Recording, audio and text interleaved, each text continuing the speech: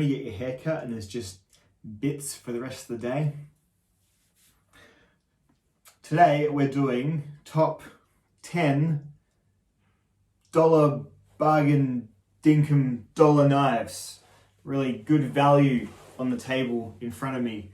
Gonna go through from, I've got some folders, I've got some fixed blades. I'll get them out of the way first because they're super duper obvious. Fixed blades, Mora Knives. Mora companions, I've got Mora basics. Mora knives are just fundamentals in your knife collection. They're made really, really well. They're using good steels for the price, just good, simple 1095-esque carbon steels or 12C26 or 27-esque stainless steels. Mora knives are great. They come in really nice Scandinavian grinds. They are super sharp straight out of the box and wholeheartedly recommend. You can use them, chuck them on your belt, and you don't care what happens to them. You can. I reckon some of my Moras have been almost single use. You just use them till the edge is gone. I use them to like lay grass. You know, when you get grass from the grass guy and it comes out in big rolls. We use Moras to lay that. Cutting irrigation piping while it's in the dirt, you know. I just go really hard on my Moras. And sometimes I'll sharpen them back, and other times they just kind of, you know, they go into the drawer of lost souls, you know. But they're great for the money and they do a job excellently, especially when they're brand new. Anyway, Moras are there, and then similarly, in a similar vein, the Hultafors knives. Hultafors GKs, Hultafors chisel knife. Look how rusty that one is. Been using that for all sorts of things. Mainly opening big barrels to make burning cans and things like that. Really, really good blades, that is. And then the GK is kind of like a beefed up Mora, sort of same pattern, but kind of with a more nuggety handle that you really can't, you know, knock your hand out of. You know, see that grip there? And then the blade is thicker and stronger, and it even says on the packet you can hit it in the back with a hammer, which I've done before, and lo and behold, knife doesn't fail. So really overbuilt, excellent knives, and these are like $16. Just absolute bargain. So that's the fixed blade section out of the way. A lot of fixed blade knives are out there that are good, but not all of them are about, you know, 50 Australian dollars or less. The ones that are generally made by Smith & Wesson, or, you know, one of those freaky ass Schrade knives that are made of, you know, 1CR1 MO nothing steel. Anyway, on to the folding knives. We'll get the boring ones out of the way first. Ontario Rat 2. Yeah, it's in D2 steel. It's a really well executed knife, but the world does not need another video about the Ontario Rat 2, so you can certainly get the information about this elsewhere. All I'll say is that it opens well, it performs well, it's made of good steel, and it's definitely a great starter EDC knife for someone you might be interested in spreading the knife sickness to.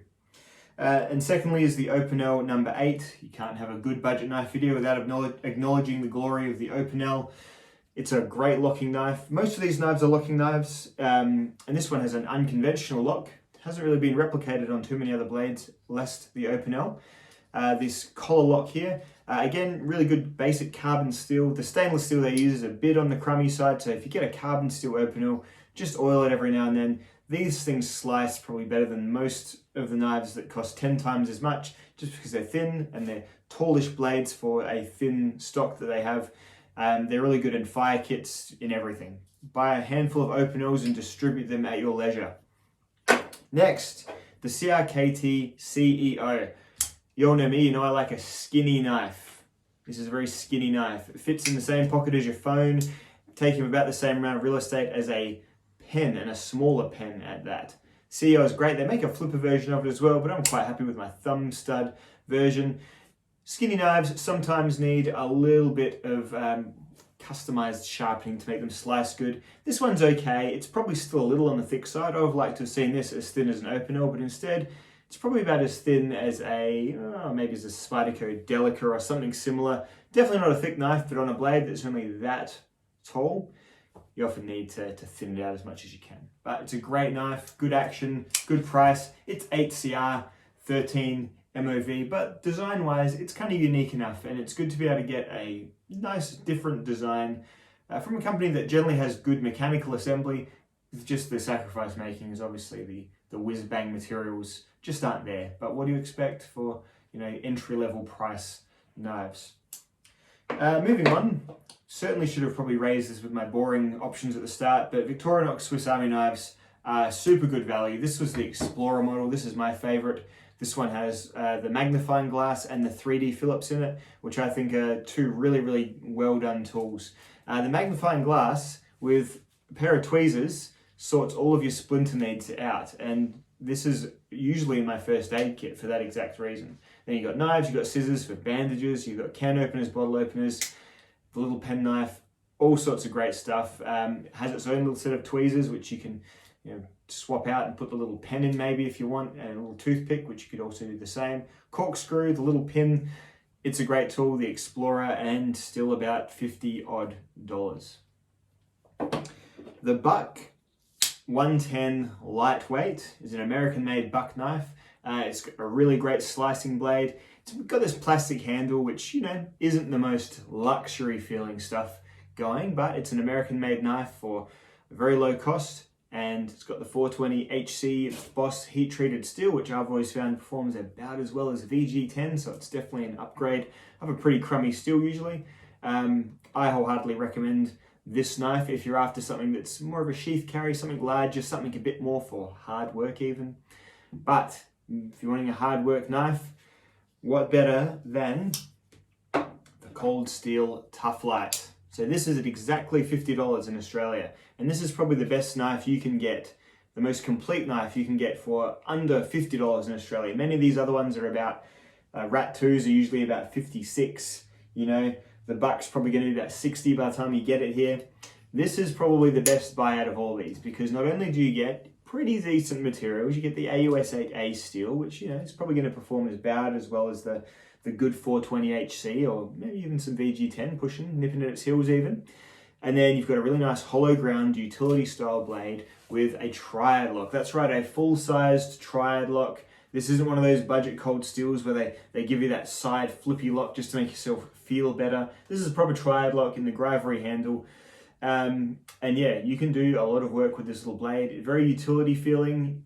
Not the best for cutting on boards and cutting fruit and vegetables up, but for opening boxes, for slashing open bags, the Toughlite is great. I do believe they've brought back the mini Toughlite as well. They come in all sorts of great colors. Only problem is it's tipped down, so everyone will laugh at you.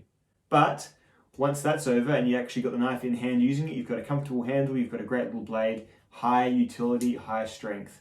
The Toughlite by Cold Steel, I recommend. And lastly, probably my favorite of all the budget knives is the QSP Penguin, or often erroneously called the Parrot, the Puffin, the Pajamas by myself.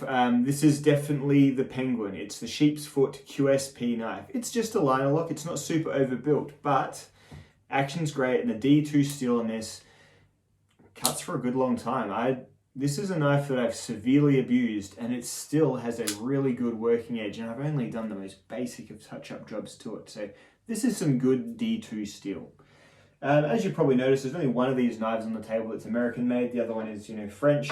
Most of them are Taiwanese and Chinese, and that's kind of what you're getting at this price point. And I don't particularly bemoan that at all. I think it's a great way of introducing folks to patterns is by using the international market to keep the prices down. And this is a great opportunity to get into like a nice sheep's foot blade. I wouldn't have normally bought a sheep's foot blade before I got this one. My friend Chris sent this to me, and I can see the merits of the pattern now, and I really enjoy the QSP Parrot. I got it. Probably my favorite low budget knife, low budget, I don't know. You're probably going to pay about 55 to 60 for one of these here, but money well spent. And I haven't had any issues with the lockup strength, with any aspect of this knife. No aspect has given me dramas. Even the steel hasn't rusted that badly on me. And as I said, I've treated it terribly. So there we go. Those are my favorite low-cost knives. I hope you've enjoyed this film, and I'll see you all in the next proper video that has editing and effort and all that good stuff coming at you soon, I hope. I'm just a little bit busy in my work life at the moment. Bye-bye.